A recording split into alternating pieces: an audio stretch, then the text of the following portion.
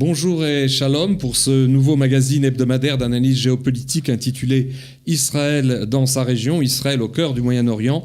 Nous avons choisi de nous pencher aujourd'hui sur les possibilités actuelles d'un dialogue spirituel et religieux, y compris au Moyen-Orient, entre le judaïsme, le christianisme et l'islam, un sujet que je qualifierais de diagonal, puisqu'il touche à un thème central, à savoir le conflit triangulaire à la fois biblique et contemporain entre Israël, Ishmaël et Ésaü, c'est-à-dire l'Occident, qui a en quelque sorte traversé pas mal de nos magazines déjà diffusés par le studio Kalita sur plusieurs des grands dossiers géopolitiques de la région. Faisons deux remarques préliminaires pour situer notre analyse. La première, c'est que chaque fois qu'on creuse un tant soit peu au-delà des aspects très réels politiques de l'économie, de l'histoire, de la démographie, de la sociologie ou bien de la géopolitique, pour déterminer quelles sont les causes profondes du conflit israélo-palestinien et du contentieux israélo-arabe, eh bien on finit toujours par aboutir sur des questions spirituelles et j'allais dire religieuses, même si ce terme reste boiteux, voire inadéquat pour définir toutes ces questions. C'est ainsi que le cas pour le droit à l'existence d'Israël en tant qu'État juif, que seulement 2 pays arabes de la région sur les 22 que comprend en tout la grande région allant du Maghreb et au Mashrek jusqu'au Moyen-Orient, eh bien seulement 2 États ont plus ou moins fini par reconnaître jusqu'ici Israël, à savoir l'Égypte et la Jordanie, et ce après des décennies de guerres et de conflits sanglants.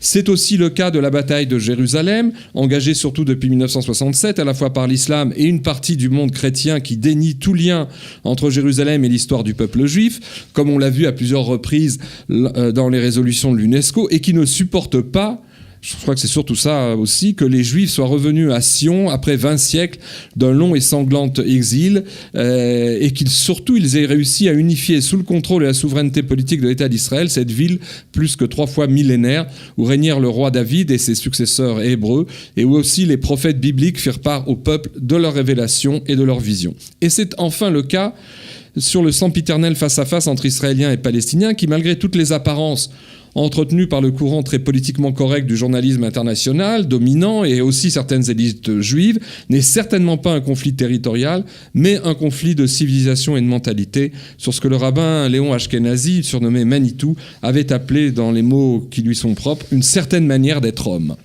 Deuxième remarque, poser la question de la possibilité ou non pour aujourd'hui d'un dialogue sérieux et approfondi entre le judaïsme, le christianisme et l'islam, revient donc, loin de tout communisme toujours assez suspect, à interpeller honnêtement la conscience et les sources de tous ces croyants monothéistes, chrétiens et musulmans, encore animés d'une foi authentique, pour mettre franchement sur la table les nombreuses cartes, et j'allais dire les fiches, des fois si complexes et si souvent mal renseignées de tous ces vieux contentieux croisés. Ce qu'évidemment, nous ne pourrions réussir à faire en une seule émission comme la nôtre de seulement 45 minutes. Mais pour parler aujourd'hui de tout cela avec nous, le Rav Chaim Dinovitch. Rav Dinovitch, après avoir enseigné la Torah en France et en Belgique, vous êtes monté en Israël, voilà presque une trentaine d'années avec votre famille. Et à Jérusalem où vous habitez, vous avez ensuite créé un cercle d'études toraïques, d'abord en français, puis à présent en hébreu, avec des élèves dans tout Israël, et y compris au sein de Tzahal, où vous donnez des conférences. En fait, aujourd'hui, vous êtes principalement connu sur les réseaux sociaux et plus particulièrement sur la toile Internet, où voilà une dizaine d'années, vous avez créé un site de cours et d'analyse intitulé ravdinovitch.tv, qui bat des records de fréquentation dans le monde francophone, avec des élèves en Israël, en France, en Europe et aussi aux 4 coins de la Terre, et particulièrement, me disiez-vous, en Afrique, où vous avez finalement beaucoup d'élèves dans les pays qui restent encore francophones. Alors que, donc, on va passer à notre entretien, vous recevez donc des dizaines et plutôt des centaines d'emails chaque jour adressés par très nombreux non-juifs du monde entier qui sont interpellés par vos enseignements. Peut-on dire que votre site, si massivement fréquenté, est peu à peu devenu l'une des plateformes actives de ce dialogue triangulaire judaïsme, christianisme, islam dont nous parlons aujourd'hui ? Écoutez, je vous avoue très sincèrement que quand effectivement il y a une dizaine d'années on a ouvert ce site, on n'imaginait même pas en rêve que les non-juifs viendraient écouter des enseignements de Torah. Et ça a été une découverte avec les années, et aujourd'hui c'est devenu quelque chose d'absolument phénoménal. Je me suis rendu compte que finalement, Internet, par définition, s'ouvrait au monde entier. Moi, je pensais au monde entier juif. et que petit à petit, encore une fois, des dizaines, des centaines, des milliers, des dizaines de milliers, des centaines de milliers aujourd'hui de non-juifs fréquentent mon site, pas seulement mon site, d'autres sites aussi. Et j'ose presque dire que par la force du nombre, je crois aujourd'hui que la majorité de ceux qui m'écoutent sont des non-juifs. Ils sont 7 milliards, on n'est que quelques millions, même si je ne parle que des francophones. Et ce qui est sûr et certain, c'est que très vite, on va arriver à un nombre inimaginable de non-juifs qui découvrent, s'intéressent à la Torah, au peuple juif, avec une passion, avec un amour, avec un respect absolument inimaginable. Moi-même, j'ai découvert quelque chose que je qualifie de totalement, j'aime pas le mot, ceux qui me connaissent savent que j'aime pas le mot, mais c'est pour faire vite, quelque chose de messianique. C'est quelque chose d'absolument inimaginable, de voir comment le monde non-juif se réveille avec un amour, un respect, un don de soi inimaginable à la Torah d'Israël. Vous me disiez que toute cette correspondance que vous recevez de courriels et d'emails émanait surtout d'internautes chrétiens et dans une bien moindre mesure d'adeptes de l'islam. Pourquoi cette disparité ? D'abord parce que, effectivement, le monde chrétien et occidental, donc techniquement parlant, a beaucoup plus facilement intégré, on pourrait dire, le message Internet. Et donc, en France et dans tous ces pays-là, automatiquement, on avait affaire à des gens qui, à l'origine, sont chrétiens. Malgré tout, je dois avouer que ces dernières années, j'ai de plus en plus d'élèves ou d'internautes musulmans qui m'écoutent, mais ils me disent tous, pratiquement sans exception, surtout ne révélez pas notre identité, ne faites surtout pas savoir qu'on vous écoute, parce que ça nous mettrait, nous et nos familles, en danger. Je suis aujourd'hui écouté au Maroc, en Tunisie, en Algérie. J'ai eu des dialogues avec des imams de France, de Belgique et autres.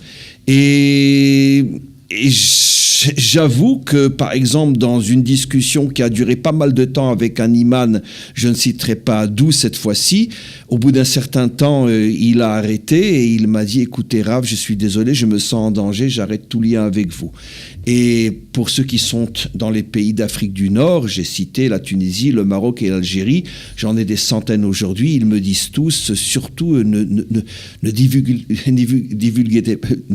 pas notre identité, vous nous mettriez en danger. Donc il y a ce problème qui fait que forcément ils seront moins nombreux que les chrétiens. Et pourtant, ce déséquilibre dont on parle sur la fréquentation et l'écoute chrétienne majoritaire et disons musulmane plus réduite, elle contredit certaines sources et écrits les plus profonds du judaïsme, notamment dans le livre du Zohar, qui explique clairement qu'à la fin des temps d'exil, ce qui veut dire en fait, à savoir quand le peuple hébreu reprendra possession de sa terre, ce sera Ishmaël et non pas Ésaü, à savoir donc l'islam et non le christianisme, qui fera teshuva et amende honorable en reconnaissant enfin au peuple juif ses pleins droits sur la terre d'Israël et sur Jérusalem. Alors comment expliquer ce paradoxe qui voit autant de chrétiens de toute obédience, plus que de musulmans, dialoguer avec vous, avec moins d'écoute du côté musulman? Écoutez, j'ai déjà donné la première raison pour l'instant, c'est que le monde musulman vit dans la crainte de manifester son intérêt, son attachement au judaïsme. Je parle du peuple. Et si c'est vrai en français, j'imagine à plus forte raison pour ceux qui sont musulmans et arabes, et c'est encore plus dangereux dans la mesure où ils vivent dans des pays plus durs que ne pourraient l'être l'Algérie, le Maroc ou la Tunisie. Maintenant, je vais malgré tout répondre à votre question, en précisant que vous touchez ici à une notion sur laquelle il faudrait parler sans exagérer des années. Je ne parle pas d'heures, des années, car c'est le sujet peut-être le plus vaste de notre génération. Donc je vais essayer en quelques minutes d'esquinter la réponse et de dire quelque chose. Je pense qu'il faut faire la distinction claire entre les peuples et les dirigeants. Lorsque nos maîtres nous disent que Esav ne fera pas teshuva, et j'en ai aujourd'hui la preuve absolue, et je suis loin d'être le seul, on pourrait dire des dirigeants, c'est-à-dire de la direction politique et religieuse d'Esav, celle-là ne fera de pas l'Occident, teshuva. De l'Occident, pardon, excusez-moi, du monde occidental. Celle-là ne fera pas teshuva, dans le sens juif du terme. Par contre, les peuples, les masses, les populations, elles, sont en train de découvrir et de s'ouvrir au judaïsme d'une manière qui est surnaturelle, qui est du domaine du miracle. Moi-même, chaque jour, en tout cas pas chaque jour, mais chaque mois, chaque année, je suis un peu plus bouleversé de voir ce qui se passe. Au niveau du monde musulman, je veux juste répondre à la chose suivante. Aujourd'hui, il faut savoir, cher ami, que ce que notre Torah appelle Ishmaël n'a rien à voir avec ce que nous appelons les Arabes et les musulmans aujourd'hui. Il y a un mélange énorme au niveau de l'islam et énormément de peuples non ishmaéliques, toraïquement parlant, sont aujourd'hui musulmans. C'est pas de cela que la Torah parle. Par exemple, l'Iran n'est pas Ishmaël. Donc, c'est pas de cette teshuva que nos maîtres parlent. Ishmaël, c'est l'Arabie Saoudite. Je ne sais même pas sûr que l'Irak fait partie d'Ishmaël, car l'Irak au départ c'est Babylone. La Syrie peut-être, la Jordanie, l'Égypte, ce n'est pas Ishmaël. Vous me direz Ishmaël, oui, est le fils d'un Égyptien, puisqu'au départ, d'une Égyptienne, puisque c'est le fils de Hagar. Mais l'Égypte fait partie du territoire de Ham et non d'Ishmaël. Donc finalement, l'Ishmaël dont parle la Torah, c'est très très très réduit par rapport au monde musulman qui approche les 2 milliards de croyants aujourd'hui. Et ce monde ishmaélique qui fera 8 teshuva est complètement, on pourrait dire, noyé à l'intérieur de l'islam politique et non ishmaélique, qui lui a pignon sur rue, c'est lui qui domine, et c'est aussi lui qui met en danger toute tentative d'ouverture qui devrait venir d'Ishmaël. Mais au moment de la délivrance, le véritable Ishmaël, qui n'est peut-être que 1 ou 2 ou 3% du monde musulman, c'est lui qui fera teshuva et qui s'associera à Israël pour combattre toutes les idéologies et toutes les religions qui empêchent la délivrance. Alors, l'une des clés, outre celle que vous venez de fournir, qui est importante en faisant cette mise au point sémantique sur Ishmaël, mais l'une des clés qui a été, elle aussi, dévoilée par le Rav Léon Ashkenazi, qui s'inspirait de la tradition profonde des sages d'Israël, et notamment du Rav Abraham Kook, ne consisterait-elle pas à dire, comme l'avait avancé Manitou, et je le cite, qu'il existe entre Israël et Ishmaël un conflit sur la terre, c'est-à-dire un conflit, on pourrait dire territorial, alors qu'il y aurait un conflit sur le ciel, à savoir théologique, avec Ésaü et le monde chrétien. Cette définition est connue, elle a le mérite d'être l'un de ses sources principales, c'est bien sûr le Rav Manitou, un des géants de notre génération. Et c'est effectivement ce que dit le Zohar, et c'est ce que disent nos maîtres, que finalement, dans un langage un peu plus moderne et philosophique, Ishmaël veut prendre notre corps, Esav, le monde chrétien, veut prendre notre âme, et finalement, on se retrouve sans rien. J'ajouterais malgré tout, avec tout le respect sans limite que j'ai pour cette approche, venant surtout du Rav Ashkenazi et d'autres, qu'elle reste vraie, malgré tout, uniquement au niveau de la forme et de l'extériorité du problème. Vrai, mais dans son extériorité. Dans le fond des choses, et là aussi on a des sources talmudiques, zohariques, midrashiques et kabbalistes, aussi kabbalistiques, dans ce que j'affirme, par exemple, une expression très connue du Ari Akadosh, que vous allez tout de suite retrouver, mais que je ne vais pas citer, qui disent qu'en vérité, le véritable conflit qu'a Ishmaël contre nous sur la terre d'Israël est manipulé par derrière par l'Occident. L'Occident se sert en vérité d'Ishmaël, c'est-à-dire en vérité c'est un conflit politique, idéologique et politique, dont Ishmaël n'est que le fer de lance, mais la lance est entre les mains d'Esav, du monde occidental, pour finalement continuer à détruire Israël. Pendant des millénaires, ils ont essayé de nous détruire quand on était chez eux. Maintenant, ils continuent à essayer de nous détruire quand on est revenu chez nous, ne pouvant pas le faire directement parce que n'étant pas là, présents sur place, alors ils se servent d'Ishmaël. Et entre autres, l'un de ceux qui révèlent ce secret, bien que politiquement parlant, il suffit d'avoir un petit peu les yeux ouverts pour se rendre compte que c'est évident, mais il y a déjà 500 ans, le Ari Akadosh avait révélé... Le rabbin Yitzhak Luria. Yitzhak Luria avait révélé qu'en vérité, pourquoi on ne parle pas d'un 5e exil, l'exil d'Ishmaël, puisque d'après le Zohar, c'est le dernier conflit. Il explique parce que, en vérité, ce dernier conflit sera en vérité une autre forme, une autre expression du conflit qui dure depuis 2000 ans avec Esav, simplement qu'à la fin des temps, Esav, le monde occidental chrétien, se servira d'Ishmaël pour continuer ce qu'il a essayé de faire pendant 2000 ans lorsque nous étions chez eux. Toujours avec la nuance que, quand on se parle de cet Esav, ce sont les dirigeants, les institutions politiques. Je ne parle que des dirigeants, absolument. D'ailleurs, la Torah le dit clairement. Le conflit entre nous et Esav, comment la Torah l'appelle? Ou les hommes mi les hommes. Ça veut dire un conflit entre des nations. Ça veut dire entre les dirigeants des nations. Les hommes, c'est la direction nationale, le les hommes. Alors que le peuple s'appelle Am. Quand on parle de les hommes, on parle des dirigeants. Et la Torah, déjà, il y a 4000 ans, nous a dit que le conflit que nous avons avec Esav, c'est un conflit entre les dirigeants de Esav, le les hommes, un verset explicite. Et non pas avec le âme de Esav.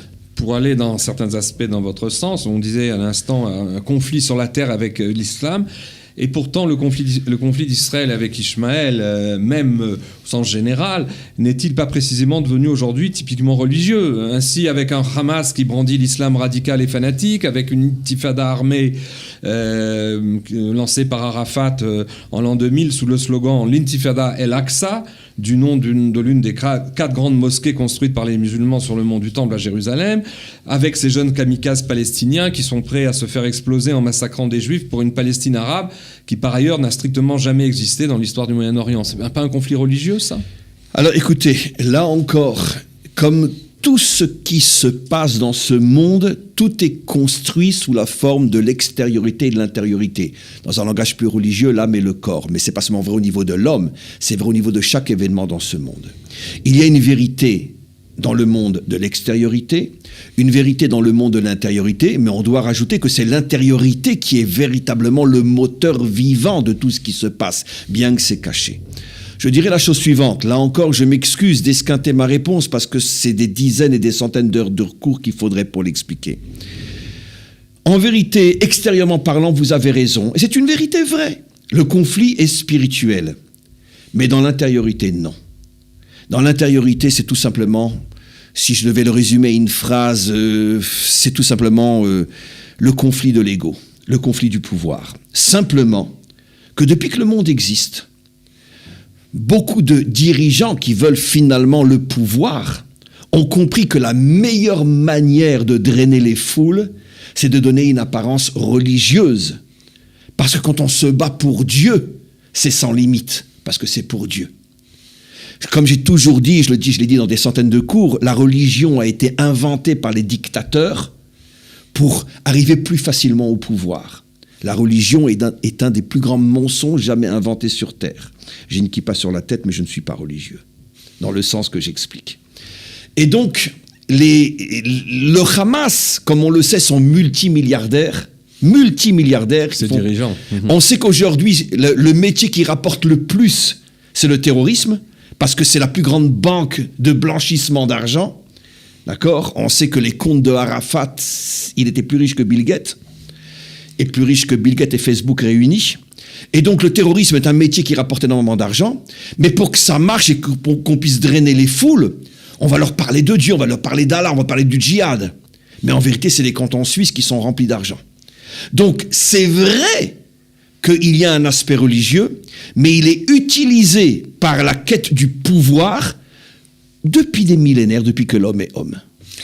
Alors, ce grand décalage entre les nombreuses possibilités de dialogue et d'ouverture avec le monde chrétien et par ailleurs ces difficultés, pour les raisons qu'on a développées, du judaïsme à communiquer avec le monde de l'islam, en raison aussi de l'existence même de l'État d'Israël, ne sont-elles pas dues sur un plan plus, socio-psychologique et au niveau des sciences humaines, à l'existence, à ce que l'islamologue francophone Eliezer Cherki, qui a participé déjà à l'un de nos magazines sur la bataille de Jérusalem, appelle, je cite, les frustrations en clair-obscur de l'inconscient collectif musulman, lequel est incapable, d'après plusieurs thèses, de faire place à l'autre, tout autre dont le juif est le symbole extrême, tout comme il est incapable de donner une place à la féminité et à la femme. C'est un aspect qui avait été développé dans l'excellent livre de la sociopsychologue francophone, israélienne francophone, Eliane Amado Lévy-Valency, qui était paru avant qu'elle ne vienne en Israël en 67 et qui s'intitulait « Israël, gardien de son frère », où elle donne des clés extraordinaires en démontrant que l'islam sera incapable de parvenir à une paix authentique avec Israël sans qu'auparavant il ne procède à son auto-thérapie en revoyant au sein de ces sociétés le rapport entre l'homme et la femme. Alors évidemment, c'est on pourrait dire un résumé extrêmement juste du problème. D'ailleurs, ce n'est pas vrai seulement au niveau de l'islam. Ceux qui me suivent savent que j'explique toujours qu'en vérité, la relation entre l'homme et la femme est le microcosme de tous les problèmes de l'humanité, sur le plan politique, social, religieux, économique, etc. L'homme et la femme, c'est le laboratoire d'expérience de tout l'avenir de l'humanité. Maintenant, je veux juste revenir malgré tout sur un point important. Les frustrations, l'aspect, on pourrait dire, très dictateur et soumission qu'il y a dans l'islam, je tiens à préciser que c'est lié au fait qu'à la différence de nombreuses autres spiritualités, le problème de l'islam est que dès le départ, il a été créé et entre les mains de gens qui, d'une certaine manière, voulaient aussi le pouvoir. Dès le départ, l'islam est né aussi dans un esprit de conquête. Et des gens qui n'étaient pas toujours très moraux. Voilà, dans un esprit de conquête, donc des gens de pouvoir. À la différence, par exemple, du christianisme, à ses débuts, Jésus, ses apôtres ne cherchaient absolument pas à devenir ni roi, ni quoi que ce soit, ni chef d'armée, ni rien. Et ne parlaient absolument pas de conquête. Après, quand le christianisme, 300 ans après, a été repris en main par Rome, à ce moment-là, il est devenu complètement trafiqué, falsifié. Lui aussi, voilà, par le pouvoir. Dans l'islam, dès le départ, une grande partie du Coran est créée par des gens de pouvoir. Donc, ils introduisent dans le Coran des notions qui vont servir leurs intérêts. C'est le cas de Mahomet, justement. Exactement, qui était un guerrier, un homme de pouvoir. Donc, ce n'est pas le cas de toutes les autres religions pratiquement, sans rentrer dans les détails. Donc, je pense qu'en vérité, on revient au même problème. Pour que Ishmaël fasse teshuva, pour que l'islam se purifie, il doit avoir l'honnêteté de se séparer de la dimension politique qui, dès le départ, l'a dévié de sa véritable relation avec Dieu. Puisque moi, je fais partie de ceux, et je sais que cet avis-là sera celui qui s'imposera avec le temps, je fais partie de ceux, et des preuves, on en a des milliards dans notre Torah, qui disent qu'il n'y a aucune raison de penser que toutes les religions, à part peut-être celles qui sont vraiment de la pure idolâtrie, mais les religions ne vont pas forcément disparaître, elles vont s'affiner, elles vont se nettoyer de ce qui les a abîmées depuis des millénaires. Et j'oserais même dire, même chez nous, il y a beaucoup de nettoyage à faire. Mais on peut très bien imaginer un monde dans lequel l'islam continuera, dans lequel le christianisme continuera, mais nettoyé de tout ce qui a été récupéré par le mensonge et a d'une certaine manière mal falsifié ces religions. Donc lorsque l'islam, puisqu'on parle de lui, aura le courage de faire la différence nette entre la foi et sa vision selon son tempérament de sa relation avec Dieu, et fera la différence nette entre la dimension spirituelle du Coran et tous les mensonges politiques qui ont été introduits au nom d'Allah à l'intérieur du Coran, à ce moment-là, Ishmaël pourra faire teshuva. Et à mon sens, deviendra un ami d'Israël plus grand encore que le monde chrétien. C'est ce que nous disait Eliezer Cherki dans une précédente émission. Il disait que aujourd'hui, le nombre d'imams ou d'érudits ou de sages de l'islam qui ont compris ça sont très peu nombreux, et comme vous le dites, ils sont très en danger, mais c'est une voix qui commence très minoritairement à se faire entendre et qui a vocation à se développer parce que, ajoute Eliezer Serki, il y a une série d'équations que l'islam devra résoudre. Comment expliquer que non seulement le peuple d'Israël soit revenu sur sa terre, mais qu'il affirme son chemin à Jérusalem et dans Israël, si ce n'est que c'est le désir, c'est pas seulement l'énergie politique du mouvement sioniste, mais c'est aussi le désir des forces qui guident ce monde. Et petit à petit, il y a des consciences qui s'ouvrent, mais ça prendra du temps. Je peux raconter une petite anecdote. On perd un peu son français, excusez-moi, avec 30 ans qu'on est en Israël.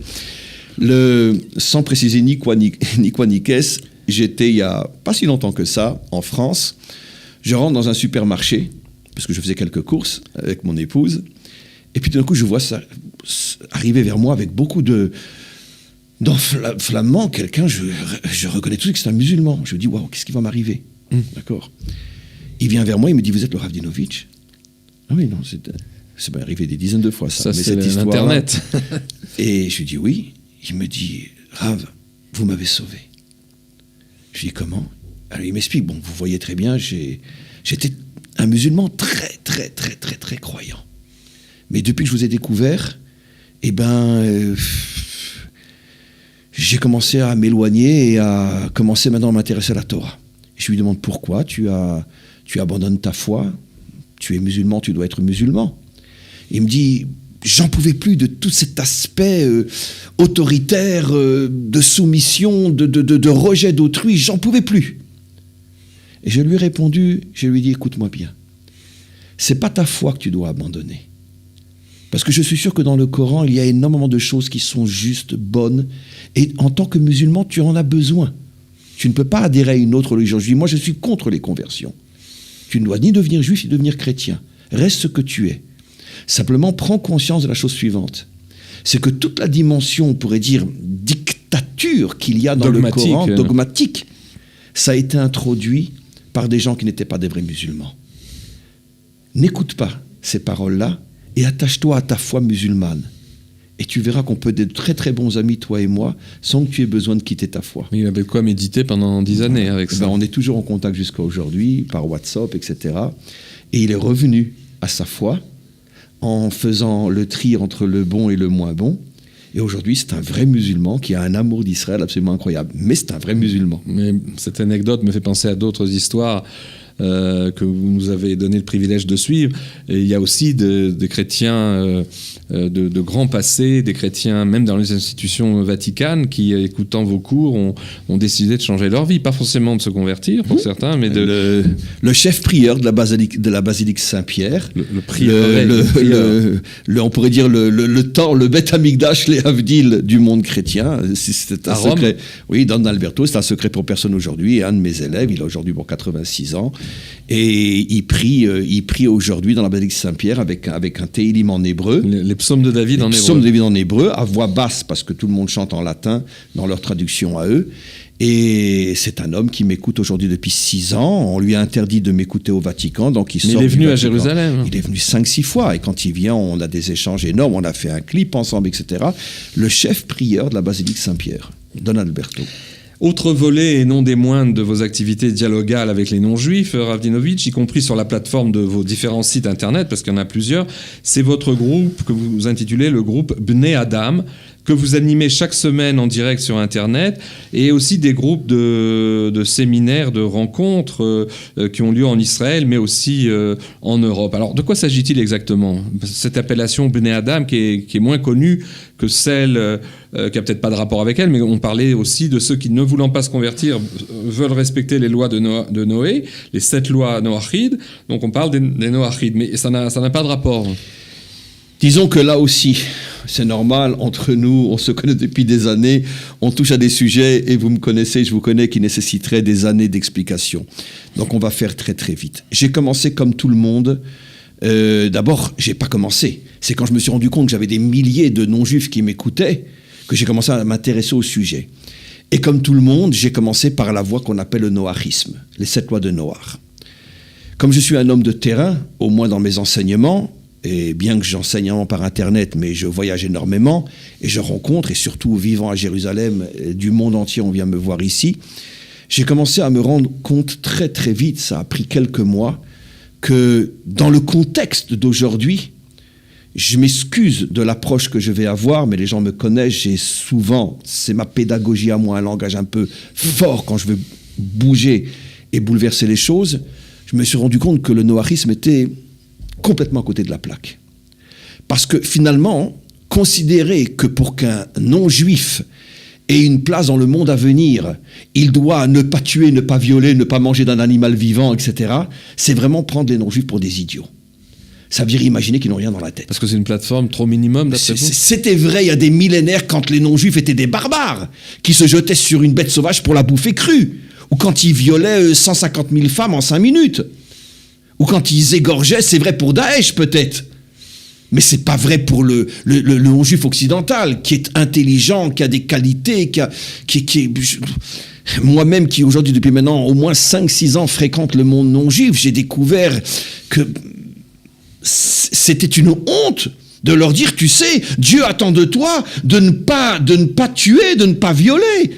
Mais récemment, je ne citerai pas de nom ni rien, je viens encore de voir sur YouTube, enfin peu importe, un clip que un groupe francophone vient de faire, où il parle des 7 lois de Noé. J'ai envie d'hurler, j'ai dit, mais c'est pas possible, ils ne savent pas ce que c'est le monde non-juif pour oser leur dire, et il conclut, c'est-à-dire 5 minutes, il conclut en disant, non-juif, vous aurez le monde à venir si vous ne tuez pas et si vous ne mangez pas d'une bête vivante. Mais pour qui vous prenez les goïms ? Donc j'ai compris qu'il y avait ici quelque chose de complètement non seulement faux et humiliant. Dépassé d'une certaine manière. Et j'ai décidé de changer de nom et de faire d'eux des Bnei Adam, de faire d'eux des hommes, c'est ce qu'ils demandent. En prenant toute la dimension, on pourrait dire, morale de la Torah. Il faut faire une précision sémantique. Bnei Adam, ça veut dire les fils d'Adam, mais les commentateurs font remarquer que c'est évidemment les fils la partie de l'humanité qui intègre le projet divin. Voilà. Les autres ne sont pas forcément des bêtes. C'est-à-dire que non, bien sûr que non, mais c'est ceux qui veulent savoir ce que la Torah leur demande de faire pour devenir des hommes et des femmes. Or, il est clair que dans la Torah, il y a 2 dimensions. Il y a la dimension culte, qui ne concerne que les juifs, et il y a la construction de l'homme, qui concerne autant les non-juifs que nous. Et avant de commencer à faire cela, je me suis renseigné auprès de nombreux rabbinim, bien que j'étais sûr que j'avais raison, et de nombreux rabbinim m'ont dit, mais c'est évident qu'il faut enseigner la bonté selon la Torah à un non-juif, qu'il faut enseigner ce qu'est la rigueur selon la Torah à un non-juif, qu'il faut enseigner tous les attributs divins qu'on appelle nous les 10 qualités, et les aider à se construire à partir de cette dimension thoraïque qui s'adresse finalement à l'humanité tout entière. L'une des plus grandes preuves que nous avons, cher ami, de cela, c'est un midrash explicite qui dit qu'avant de recevoir la Torah, Dieu l'a proposé à l'humanité tout entière. Et les commentaires posent une question tellement évidente qu'un enfant de 6 ans pourrait poser, mais ils ne le font que pour donner la réponse. Ça veut dire quoi ? Dieu leur a proposé notre Torah ? Mais c'est absolument impensable. Ils n'ont pas comme père Abraham, et ils ne sont pas sortis d'Égypte. Ils vont pas mettre les tefilines. De là, nos commentaires disent qu'il leur a proposé la dimension morale de la Torah, qui les concerne autant que nous. Et ça, ils en ont besoin, et ils sont fous de cette dimension de la Torah. Parce qu'ils comprennent ce qu'est la morale thoraïque, selon leur tempérament à eux, ils comprennent c'est exactement ce qui leur correspond. Alors ça consiste en quoi ces séminaires que vous organisez ici en Israël, donc avec des non-juifs, et aussi en Europe et en France ? Je fais 2 séminaires par an, un en Israël et un bientôt d'ailleurs en France, un que je viens de faire il y a 2 mois, et les 2 sujets sont la découverte d'Israël, la découverte du peuple israélien, et bien sûr tout ça à partir des bases thoraïques. Le dernier séminaire qu'on vient de faire maintenant, on les a amenés dans des endroits fous. C'est-à-dire que ces séminaires, c'est pas des cours, c'est aussi non, on voyage, on passe une semaine en bus, on a été à Shrem, à Naplouse, on a été à Hebron, on a été sur le plateau du Golan, on a été à Tibériade, on a été à Césarée, et ce que je veux leur faire comprendre, c'est pas seulement la dimension théologique, mais le peuple juif dans son ensemble. Et après, ils deviennent pour nous des avocats auprès de leur propre connaissance, des avocats d'Israël inimaginables. J'ai même parmi le groupe qui était là il y a 2 mois, peu importe où, quand, quoi, qu'est-ce, comment, mais qui en revenant, il y a un journaliste de la ville où ils vivaient, qu'ils ont un petit journal là-bas qui savait qu'ils étaient partis, leur a demandé, et ils ont même fait un article qui a été lu par des dizaines de milliers de personnes sur leur impression, et surtout ça remet un petit peu les pendules à l'heure par rapport à tous les mensonges que les non-juifs entendent avec la presse officielle. Alors, quel type de personnes vous assemblez là? Ce sont des gens qui vous ont découvert par le site internet, par les cours, et quel genre de catégorie d'Européens il s'agit? Dans ce séminaire, il y avait toute l'Europe, pratiquement toute l'Europe. À part les pays de l'Est, bien que j'ai des élèves en Pologne, etc. aussi, mais il y avait, on va dire, toute l'Europe de l'Ouest, la Suisse, la France, la Belgique, tous les pays de France, enfin toutes les régions de France, le Nord, le Sud, l'Est, l'Ouest, l'Alsace, et donc ce sont, on va dire, à 99% d'anciens chrétiens qui ont abandonner le christianisme en découvrant la Torah, qui n'ont pour la grande majorité aucune intention de se convertir. Surtout en venant chez moi, ils savent que je suis le premier à leur dire surtout ne vous convertissez pas. Vous n'avez rien à chercher chez nous, on n'est pas meilleur que vous. On n'a rien à vous apprendre qui ferait que vous voudriez devenir juif. Vous pouvez devenir un homme extraordinaire tout en restant ce que vous êtes. D'accord ? Je vais dans le sens de ce que la Torah nous dit, qu'il est interdit de même suggérer à un non-juif de se convertir, car on doit respecter le non-juif tel qu'il est, et lui faire comprendre qu'il peut être aussi grand que moi s'il se construit à partir de la dimension de la Torah dont il a besoin.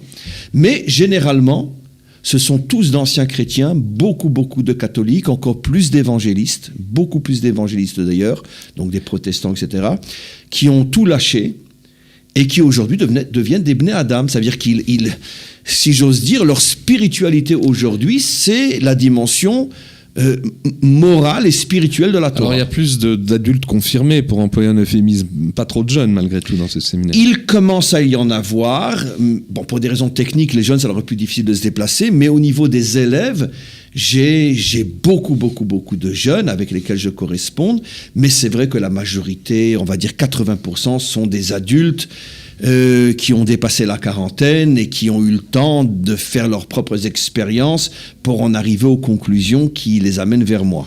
Plus globalement, par rapport à ces sujets, vous pensez qu'Israël pourrait peut-être redresser son image et marquer des points, je parle de l'État d'Israël, sur la scène régionale et internationale en initiant ce type de dialogue religieux avec le christianisme et l'islam, lequel, il faut le constater, n'a jamais été jusque-là beaucoup développé à grande échelle et avec les moyens logistiques, médiatiques et financiers adéquats par l'ensemble des dirigeants d'Israël, de quelque tendance qu'ils appartiennent. Est-ce que aujourd'hui, l'actualité de ce dialogue devrait être un petit peu considérée avec moins de dédain par le monde politique israélien ? Écoutez, cher ami, il y a 2 problèmes fondamentaux qu'on a déjà cités. Et quel est l'imam vivant dans la région qui va avoir le courage de devenir l'ami, ne serait-ce que même que dans un dialogue avec un rave ou un rabbin d'Israël? Il sait très bien qu'il en a pour quelques heures avant que sa maison explose ou sa voiture explose.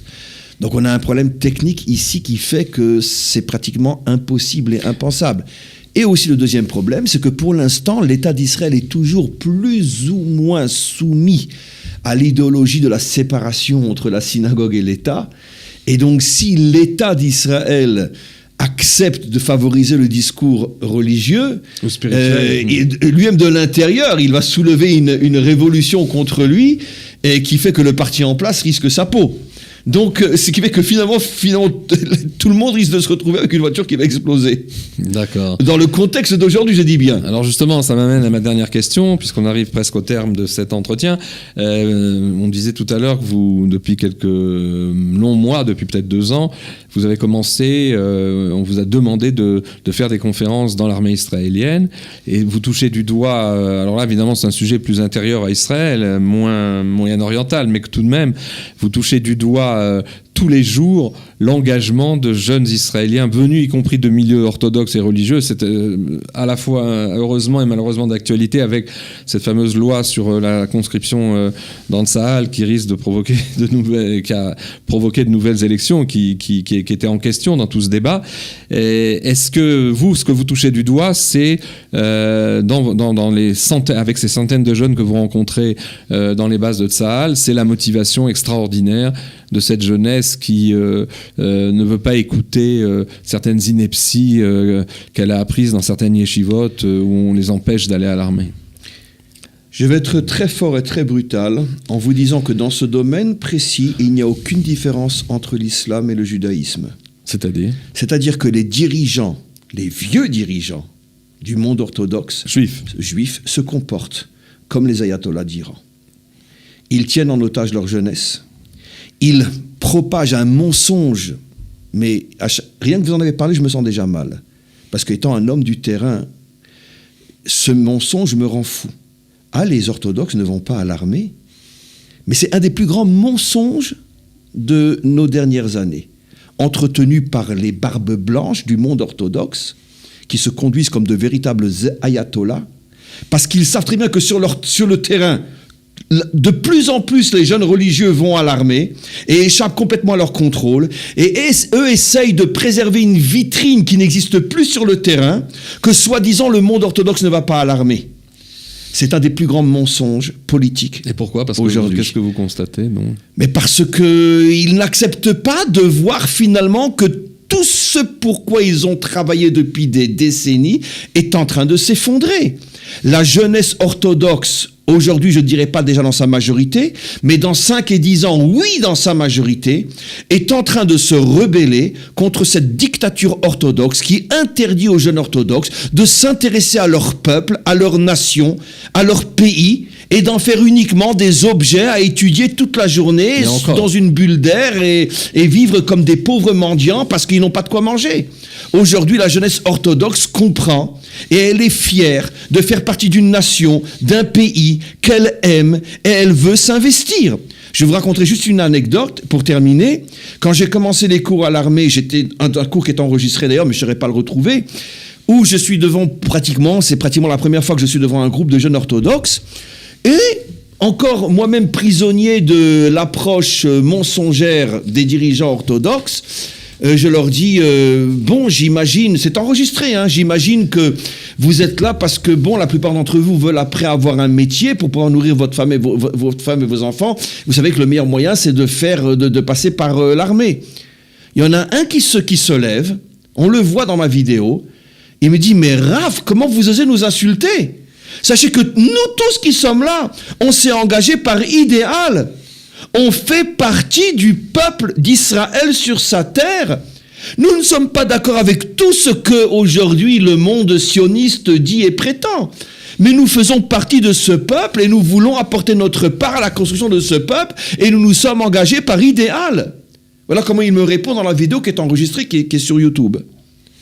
Et donc, c'est une chose qui vous a surprise. Et aujourd'hui, bon, maintenant, ça fait déjà un peu plus de 2 ans, je vois chaque Marzor, puisqu'il y a dans tous les 3-4 mois, il y a un nouveau Marzor, comment on dit en français un Marzor, un nouveau Guious, un nouveau... une phase de recrutement. Un nouveau recrutement, et à chaque fois, c'est de plus en plus de soldats, et qui sont de plus en plus religieux, et qui ne s'arrêtent pas uniquement aux 3 ans d'armée, qui après aussi deviennent des officiers, etc. Je dis la chose suivante, je pense que nous serons encore la génération qui verra des généraux orthodoxes et peut-être celle qui verra un chef d'état-major orthodoxe. Un chef d'état-major de Tsahal. Et je ne le dis pas comme du type le Mashiach viendra. Je pense que nous serons encore la génération qui verra un chef d'état-major orthodoxe à la tête des armées d'Israël. À l'allure où ça va aujourd'hui. Eh bien, c'est sur cette vision et cette ouverture, je dirais... optimiste, mais en même temps réaliste, que prend fin notre magazine. Merci Rav Dinovich d'avoir consacré du temps à cet entretien. Merci de nous avoir écoutés. Merci à vous et une très très grande réussite dans tout ce que vous faites. Et à la semaine prochaine.